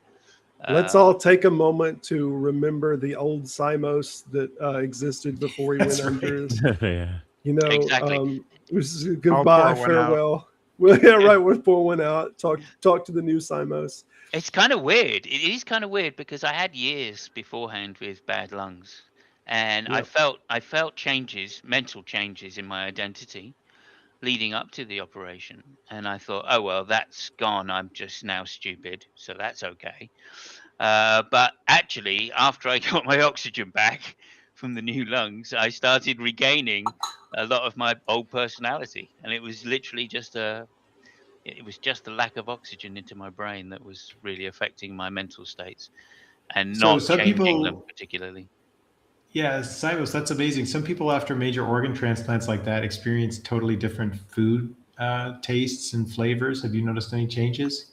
Yeah, I mean, I've definitely noticed, like before because I gave up smoking, like, oh, I don't know, 10, 12 years ago, something like that, I'd regained my taste buds and I really started enjoying food, right? But as soon as I came out of hospital, I don't drink tea anymore. So, and I Oh, used to drink tea every day. did you get non-British lungs or something? I don't know. I've got no idea, It's- but that's funny. But To like, advance the go go ahead. ahead. No. To advance the conversation a little bit, I wanted to show a small clip of something that Brooks said. I was over on a channel that Simos does some moderating for, the Ortho Hood. And right after I left the stage, Brooks said something that I heard and I thought it was great. And I think it's very pertinent to this. And I wanted to get y'all's thoughts on what he said here and how it pertains to this. I'll be fast. I'll be really fast. Go bumper sticker it. Okay. The way that life works for everybody is not wildly different. We experience what we are aware we experience, but in between the moments where we stop being aware of it, we technically die. The subjectivity that we have passes away. As that break happens, we then come back as we're again aware of doing things. When that happens, and we have these things left over, these etchings, these recordings in time that sort of stack up with us over time, we start to identify ourselves with those things. Now, those signs, those signs of the everyday, we might say that as the world sort of builds and grows, we start to measure ourselves in terms of those things. We even start to use the term I as if I exist and I was a common thread through the entire thing. I'm not, you're not, none of us are. But we see that commonality as we make our way all the way through it. With any luck, and also with the right series of forces that are ultimately pushing into that create those various states of those various valetudinary states, to use a particular word, that put us in particular moods, particular places, we might end up in a place where we start to realize that actually we've been everywhere. So I just wanted to throw that short little bit in there because I thought it was pertinent to what has been going on here, and I wanted to get y'all's thoughts on it. Particularly, he seems to be of the mindset, and I kind of tend to agree that that us, in any sense, the experiential self is dying every moment. This is why I don't have the distinction. When I ask a question such as, can you look at a red thing in your room and you see that red thing and then look away from that red thing, now every thought that you have about that red thing that's just memory now I can say look at a blue thing and now look away from that blue thing, and while you're looking at the blue thing, is there any experiential part of you that it still exists that was looking at the red thing? And I would say no. There's a memory sense, but the memory is not the thing in of itself. The memory is not the experience. These are two different things. So I think in some sense that the I is constantly dying, or there just is nothing meaningful that is I. I mean, I can see it both ways. It's I wrote something about this on Facebook last week. It's like, I don't know, I'm not going to go back and pull out. There's these bowls that are like crystal bowls, and you run your fingers around the edges, and they make these vibrations, these sounds. And he has a bunch of different size bowls, and so each one of them makes a different sound when you run your finger across it. And so it seems to me that if you're looking at this red object, and you make a recording of it in your mind, and so in the moment that you're thinking about it, it's like running your finger around that room. It's generating I don't want to say a tone, but some wave of energy, right? That is the experience of thinking about the thing. Well, when you go to look at the blue thing, it's like running your rim across the next bowl while the sound is still vibrating from the first bowl that you ran your finger across. And so now the prominent sound is the blue bowl sound, but there's a sound behind it that is the red bowl sound of the memory that is being struck against the bull, and the bull in this case is the engrams in your memory, right? Not just the experience of having thought about it, but a record of it that's being recorded in your brain. It's still vibrating, it's still playing in the back of your head, and it's just like a more distant kind of an experience. But they're both there. They're both layered for a moment in transition, and so I think in that way, both selves exist at the same time. You could almost ask this question like if you shot a gun and then went through the teleporter, as long as you came out on the other side and you could hear the ring in your ears still, then you would consider it you. Yeah, you could. Yeah, I think that identity is just a level of analysis, right? Like I can understand many things at different levels of analysis. If you're a computer programmer, you're going to understand what's going on in a computer at multiple levels of analysis, and you're going to have to figure out which level of analysis can be appropriate to fix a problem if someone's trying to tell you what's wrong, that you're trying to figure out where the defect might be. And that's that's exactly what medicine does too. We just have to use different levels of analysis to figure out what might be the issue in a given case. But like when you analyze the concept of a self as biological continuity, well then no, biological continuity goes back to the last unified common ancestor. Like all of us have been alive for exactly the same amount of time, which is roughly 3.7 billion years. We have a self-identity that is like autobiographical and narrative, that comes from just the nature of how development takes place. But we know that at a level of analysis, that's a reasonable thing to do, but that's not the biological picture. The biological picture is every cell in your body's been the result of a continuous process that's been going on for 3.7 billion years. Yeah, I think that has, I mean, for a start, I only read about this a little while ago, which is something called, and it was to solve another problem in philosophy, but something called an evolutionary epistemology, right? Which I was confused about at first, but apparently it does solve a major problem in philosophy, or at least it gives another possibility to a major problem in philosophy, and hence making the current making it not a paradox, basically. But I can't go into details on that. But I do think that the I is constructed, right? It's an apparent construction of the mind, but it's not. But the mind isn't just something which is constructed in itself, right? That has an evolutionary background, and therefore, whether we go back to the the lizard brain, whatever that's called, the thalamus or something like that. The limbic system. The limbic system, thank you. That's where the basis starts, and then obviously through evolution, that's been grown upon, right? And I do think there's such things as like chemical logic gates that exist in the brain, and that diverts signals throughout the nervous system. So when I say that I voted for X, I literally physically had to put my hand up to vote for X, let's say. And that means that there is a chemical part of that vote. So when I remember it, I'm saying, oh, well, yeah, I did vote for X. And I use the I in that sense, right? I'm referring to much more than just some construct which my brain is coming up with, right? It's something which is, the whole of my chemical body is also participating in. So there is some objective fact of the matter. And a collective temporal I also, not just the I in the moment, but like when you're saying the in I this in sense, the you're past, yeah. Right, the I in the past, right. Yeah. And like, we found it evolutionary beneficial to see that as the now, right? And because that's what gives us the appearance of free will, because we think it is now, right? It's not, right? Because it's what we thought a minute ago or a second ago or 6 seconds ago or whatever it was. Okay. Yeah. And, that's been passed down to us through this process of ever increasing levels of complexity within the brain. But that starts from the very basic nervous system, right? Because that's how our bodies are controlled. So we have to have access to that, this construction of the I and the apparent deciding that we're deciding, right? Even though we're not technically, it's not our conscious brain that's doing it. It's our subconscious that leads us or gives us the I don't know, the evidence for which we are going to look at to be convinced, and then later Sense to data. reason upon.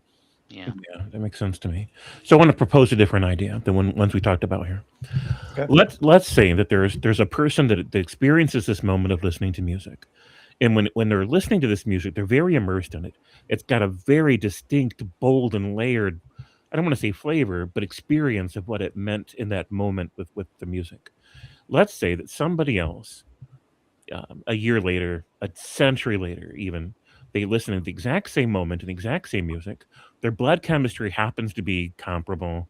Their emotional palette happens to be comparable because of the physiological elements that make that possible. And in this moment, they have an identical experience of Perfect. perfect attunement to exactly what it meant for the other person to be in that moment with the music. And they're not thinking about the details of their life that are going to be different than that other person's. They're just experiencing the music. And so if this were to continue for 1,000 years, and let's say that one moment one person has this exact experience with music, exact same moment in the exact same song, and then that experience fades. Well, let's say that another person in the next state over or the next country over has this exact moment with the music. It could be argued that the person is the expression of that experience of sentience, and that it is Sure. moving. It's moving from host to host to host, a ghost and the collective machine. And that person, as long as people continue to have that experience with that song, will live forever. That's a very interesting analogy there. Yeah. I mean, I would definitely say this. There are examples of this in music currently. Being a musician, I've been very interested in how you compose in order to develop emotions. Because if you speak to virtuosos in music, people are genuinely geniuses that play at an extremely high level, right? The one thing I think you should quickly realize, and you quickly do come to realize, is that they're not doing any of this by kind of appealing to emotion themselves. Right? They are literally understanding the mechanics behind what makes music emotional to people, and that is a general objective state of affairs, right? You can play in, I mean, the typical example, of course, is, you play in the one from Spinal Tap is, it's in D minor, the most emotional minor key of all. It's called Lick My Love Pump. Yeah. Great movie. So Yep. but just to say that kind of means it. But the example which I use, and I've yet to find a better one, is I know very few people that when they get themselves invested in listening to Beethoven, don't cry when the first violin solo comes around. Yeah. Because the music itself has taken you to that point, and he's obviously at that level of virtuosity when you talk about performing and composing, seems to have some thing. And the only explanation I can get for that is that these vibrations in our ear are evolutionary tuned to our emotions.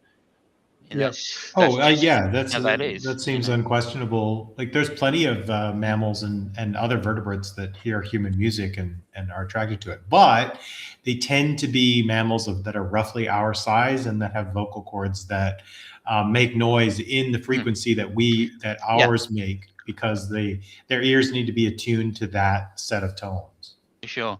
There was a lovely story I heard, and I think it was who did the Gorillas in the Mist? Was that Jane Goodall? Diane Fossey. Oh, it was.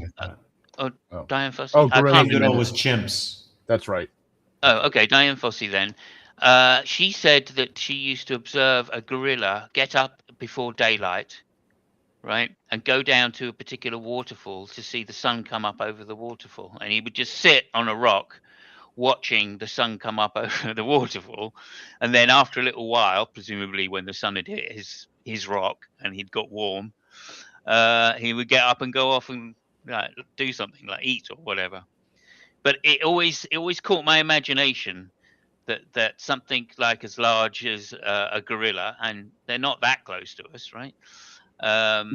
Would have this idea of aesthetics, right? Yeah. So I think that there is good evolutionary arguments for why some art is good and some art is bad, and that definitely I was shown that with music, and especially Beethoven. Yeah, and you've talked you were talking about, to your music point, being on stage with an entire orchestra, being part of an orchestra, probably the closest to a transcendental experience I've ever had. It's fantastic. I wish I could continue that.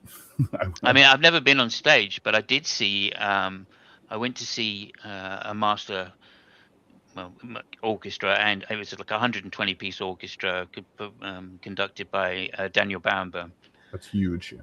Playing Beethoven, which he was a particular master at doing this, right? And the stereo effect that he can get with an orchestra is unfucking believable. And I sat there I was front row in the middle, right? Best seat in the house, just bawling my eyes out for large portions of it. And yeah, it was quite an incredible experience. So let me extend this olive branch, maybe to both sides on this argument. I think maybe what's going on here is whatever our value is, like in your case, the value was the functionality. It seems like this is what the value is that is determining whether this is the self or not, whereas other people may have the value of the continuity of the experiential self kind of thing, and others may have different values in that. But this reminds me of the movie with the guy that the top is spinning at the very end. I'm trying to think of the name of the damn movie. Do y'all know what I'm talking about? Inception, where in the end he spins the top and he walks away not caring whether the top falls over or it does. He's not concerned with it anymore. This is the reality that he has accepted, that this is the reality that he wants, and he doesn't care what the outcome is, whether the top falls over or not. This seems to be a value statement. So this seems to be, there's no right or wrong here. If we're latching in to say that functionally everything seems to operate, and I lean your direction on that because I have a wife, I have kids. For me, even my continuation, the most important thing about it is that there is a continuity of myself that can take care of my family and do these things. But I can totally see that the value of the experiential self is the front and center, and that's kind of determining what our ontology of self is. So I don't think either one's wrong. I do think it's a value statement. I agree with that. And Interesting. With that being the case, if somebody made a cloned body of me and it wasn't sentient yet, but they were about to transfer or make a copy of my sentience, if in that moment they allowed me to see myself through both sets of eyes, to where experientially I'm in two places at once, and then we fade away, we fade to black the initial body that was mine, then I would identify as the person that walks away in the newer body, because in that moment it's like fire that's being spread from one torch to the other. That experiential continuity would allow me to say it doesn't matter that this is a physical new body, because again I took ownership of both bodies at the same time. Then I'm willing to let go of the first body. That would be the exception for me. Does that make any sense? I think that is the key question as well, right? So you could answer that like two-person paradox, if you like. The teleporter misfires and you get another person, and then that person, say, beams to the planet. So now you've got two of you on the planet, right? Well, I mean, if to say either one is either, right, just seems a little facile, because all it is the same person having two different experiences from now on without being to access the other's experience, right? So they're going to diverge from that point. Well, in some sense, that's like twins, isn't it? So you could look at it as some familial kind of relationship, but it is a relationship nonetheless. So yeah, but identical twins diverge in the womb. But it doesn't matter. The point is, it doesn't matter from that point, right? You could be either. It wouldn't matter, right? You could like roll the dice and say, well, I don't know what's going to happen in the future, so it just doesn't matter. If I knew that in the future one of them was going to die, then I might prefer to be the other, right? But then, who's to say omniscience is part of this, right? But the point is, both of them are you, right, in some sense. And but you'd have to be able to distinguish, because you've now got two identities. So you're going to call someone Simus A and Simus B, or or something just like that. renamed. They split whatever the functionality is, allow one to continue the functionality of their continuous stream that they've been gone on. The other one gets to run off and fuck off. I don't know, go live your own life. And then you're kind of the new character, whoever that is. This was funny. There was a Rick and Morty episode that played with this whenever he created the two daughters and he created a perfect clone. And instead of figuring out which one was the right clone before he let them off of the kind of the manufacturing area, he spun them so he didn't know which one was. So now his own daughter, he doesn't know which one is the original. Has no idea. It doesn't matter. Yeah. I think it doesn't matter particularly because you've now got two of you. So how great would that be to have someone that you could really identify with and go, do you know, I really like X, and they go, oh yeah, me too. That's great. Oh, I really like. So oh yeah, that's amazing. Do you remember that? But time you spend all your time talking about the one thing you disagree on. Yeah. Well, what's that Freud thing? Right? The Freud thing. Narcissism of small differences. Yeah. A situation like this somewhat came up in a TV show on Netflix called Altered Carbon. And in that particular show, people could back up their data, whoever they are, right, on a disk and basically put it in a different body. And now they're in control of that other body. With the main character, eventually he had gotten to a point where he got split, right? And even though both of them maintain the same values, they end up on different sides of the conflict, essentially fighting against each other. Yeah. I mean, that's fair. I fight against myself every day. So. What's interesting in terms of like what we ideologically project as a god, like that we talk to and we have these conversations with, that other individual that is you, in my opinion, might be the closest thing to a god conversation that you are ever going to have. Yeah. Wow. Because it ratifies everything that you think ideologically. Yeah. Sounds like religion to me. Yeah. Well, it sounds like you never hear people say, God thinks this, but I think that. Yeah, right. God thinks this, but I disagree. Right. Yeah, perfectly said. I really struggle with. I really struggle with that kind of concept. Maybe that's why I go with functionality over experience. Right? Yeah. Because I'm not. The amazing part to me is not the experience necessarily. It's what I'm doing with it. Right. I enjoy, like like Hizzle said, right, being on stage is an incredible experience, right? And you do it for enough years, and you end up going, oh yeah, that's all I can do. I found this. I mean, tell me, Hizzle, whether you agree with this or not, but I found that I don't like to play my instrument unless I'm on stage. I got to that point. After 35 years of playing, I just went, well, I'm not going to practice anymore because I don't need to. I've been playing so long. And, unless I'm actually performing to people, I wouldn't really do it for myself because that's just practice. So Hizzle stepped away for a second, but I don't know. It's the same thing with like playing chess. Like I used to play chess and try new things and test myself, but now, I mean, I wind up just doing it for fun. But it's like if you're going to practice something that notes or things that you're not familiar with, that's becoming a challenge that's like you think is just beyond what you're interested in challenging yourself with, or you don't have an interest in. It's not as if you can play everything. I assure you, it's not as if you can play everything, right? Oh, for sure. It's just that you're able to play enough that satisfies your itch and don't have an extension of ambition for anything else. Yeah, maybe. I mean, there's not a lot I couldn't play if I decided to practice. So I think once I got to that point, I just was like, oh, okay, I can play like, jazz, I can play rock, I can play funk, I can play yada, yada, yada. I can play some classical music. So I can play like multiple instruments. I just got to the point where there wasn't a lot more that I thought, well, this really interests me. Yeah. And in fact, what I really ended up liking about music was not the amount that I could play or the different types I could play.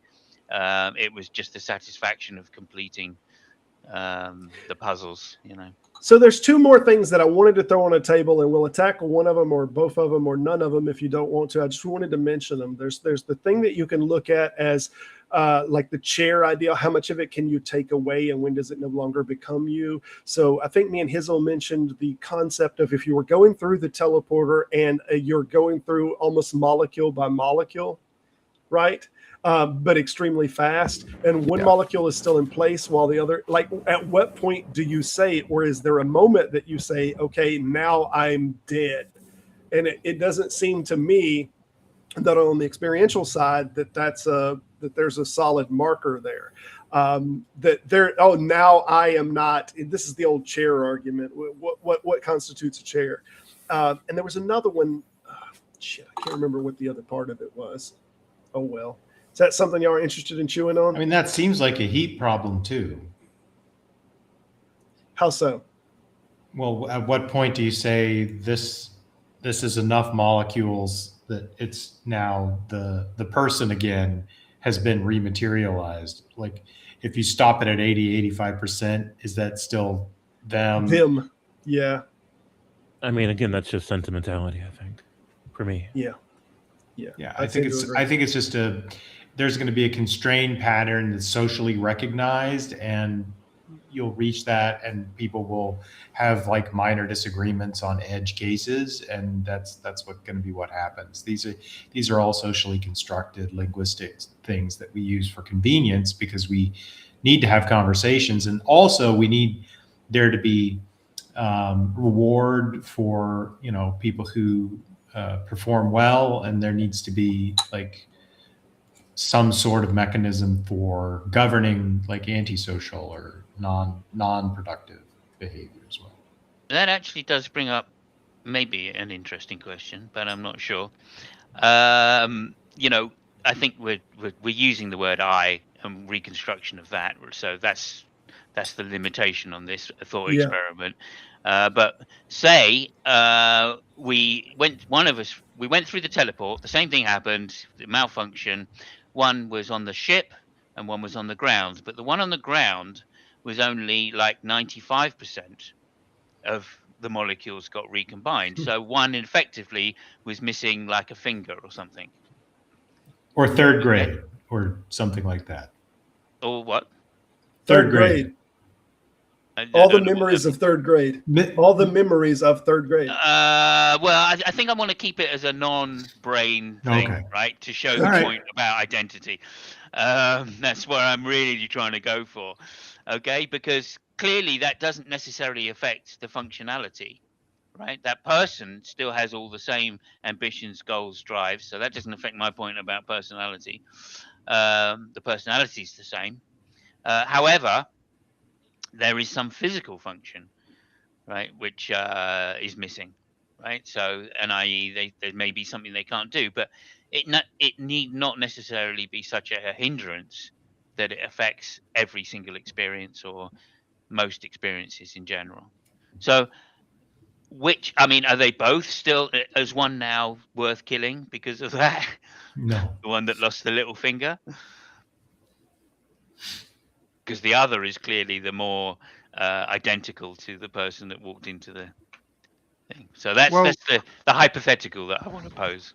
You're still valuing function completely. You're not valuing, like, you can do the same thing with the experiential. And you could say, let's say that the one that is experiential still is only 95% self, right? But the person that values experience says, but that's the one that has no break in continuity, right? The one that is only 95%, whereas the other one's 100%, but they're the ones that are the clone, so to speak. They're a broken continuity. And the person that values continuity would say, I'll still take 95% me because my value is in the unbroken of the continuity rather than the functionality.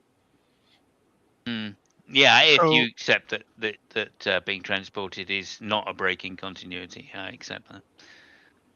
So would you say then? I tend to agree. So I think they're both as broken as each other. So they're either both as continuous, or it's both a continuous or both broken. There's no distinction. So I might go. I want to go somewhat grim with this, just to ask a question.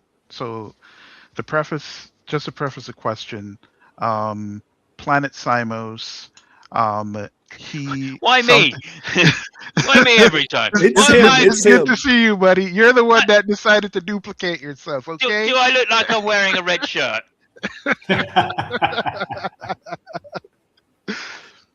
Go ahead, Odin. Go ahead, Odin. I love you dearly. You know that. So Planet Simos gets attacked by an animal on the planet, and he's essentially brain dead. While the Simos on the ship, you know, due to the teleportation process being messed up, right, it caused him physical injury to his body. So his body is, you know, because of the injury is so severe, he's not going to live.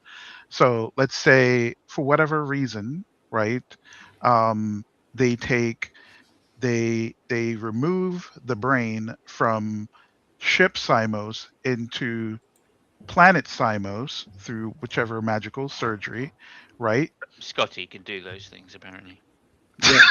Really? Okay. So McCoy, come on, man.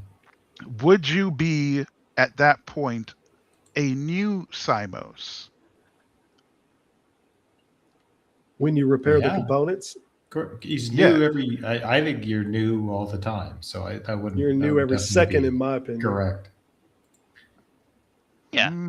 Again, I Okay. think it goes back to the ship of Theseus again, which is the real ship when you replace all the components. I mean, Star Trek deals with these.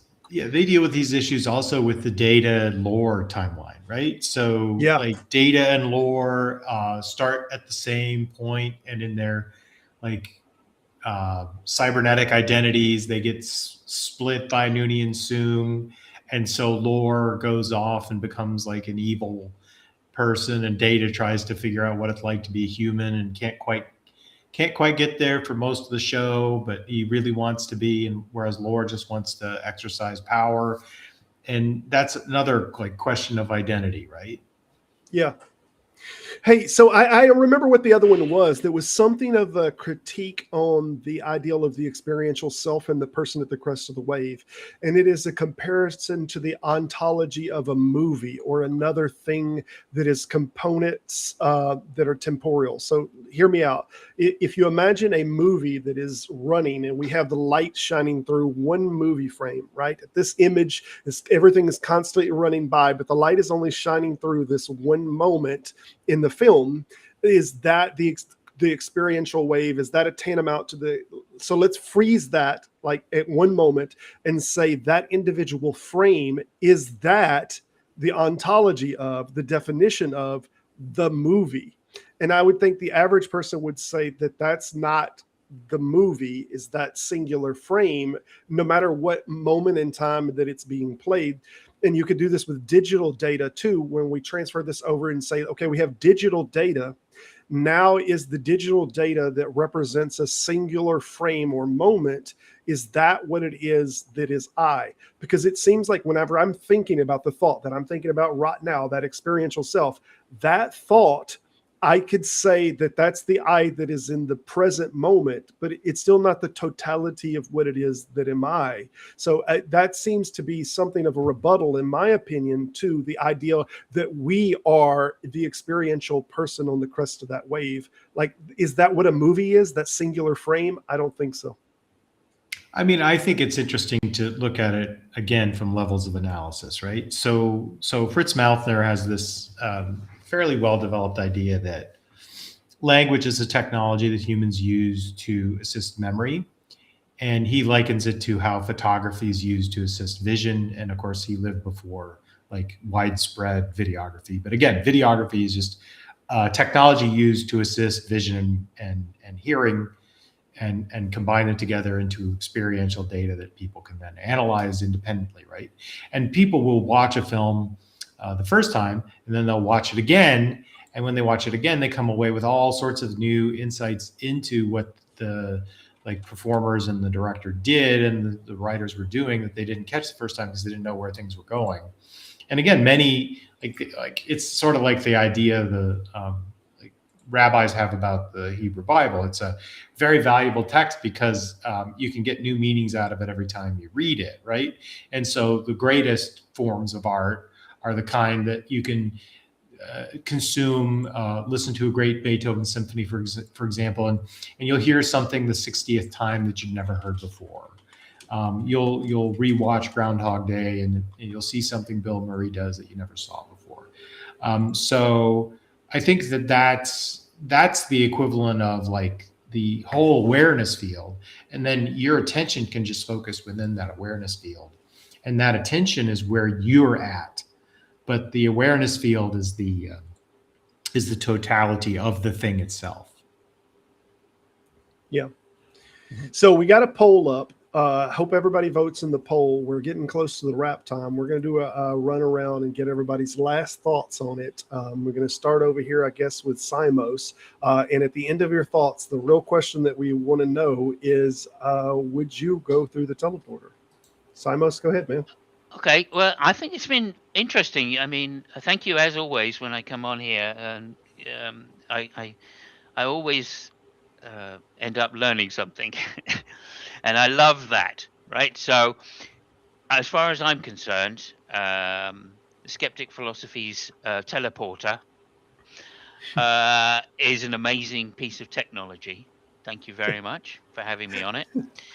And then, secondly, I would say, look, I think that,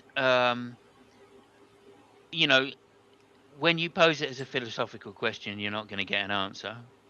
You're not going to get any definitive kind of answer. The best you're going to get is some kind of, maybe you could do a Bayesian calculation. And we simply don't have, when you pose it as like the teleporter problem, right? I think, or paradox, that's not a good way to frame what's going on, because it really is just the ship of Theseus, and you can quite clearly do that in evolution, right? It doesn't make a difference whether it's whether it's consciousness or not, I'm afraid. As a naturalist, I would have to say that, of course, but anyway, or a physicalist, whichever you prefer. So I think that when you look at it that way, that's why I tend to come down with this functionality kind of viewpoint. And then also your point you made about experience being a now, like crest of the wave, right? Doesn't make much sense to me, because no, it's also all of that's happened in the past, right? All of my experiences. Yeah, I would grant that maybe, but I wouldn't grant the current experience as being the defining personality trait which leads to an I. Right? Otherwise we're just seeds or dandelions blowing in the wind, if you like. And I don't find that idea consistent with the idea of having a self, right? Okay. What we mean by having a self is to say that there is some consistency through time, and I think that that's well backed up by evolutionary arguments. So yes or no? So that's that. And then to answer the question, well, of course, if it's written, if a teleporter does what it says as it's written, especially in the next generation, then I would be happy to walk through it, because unless I'm wearing a red shirt, of course. Of course. But provided I wasn't wearing a red shirt, I would be pretty happy to walk through it, and mainly because the chances of successfully coming out the other side are actually higher than me crossing the road. So I'm happy to do that every day. So I don't see why I wouldn't be happy to enter a teleport. Fantastic. Appreciate it, Simos. Let's move along the bottom line here. Batman, thoughts on it? Oh, yeah. Well, first of all, thanks for having me up. This is my first time here. Sure. Thanks for Hizzle for, telling me to come through and take a look and have a chat. In terms of the question, I would say yes.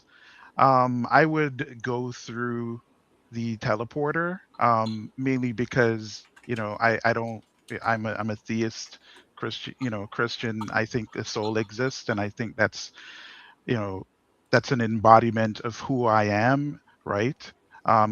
However, if a theist who is a physicalist, there are Christians who are physicalists, they most likely won't go through the teleporter, because they'll probably most look at it as, well, that's not going to be me on the other side, right? They'll look at it as just being death and that's it. Whereas for me, it wouldn't. It would be death, but it'll still be me that's being rebuilt on the other side, as long as the data, which is my soul, is transferred to the other side. That'll still be me. So yes, Okay. that's why I would go through the teleporter. All right, 2 yeses so far. Kurt?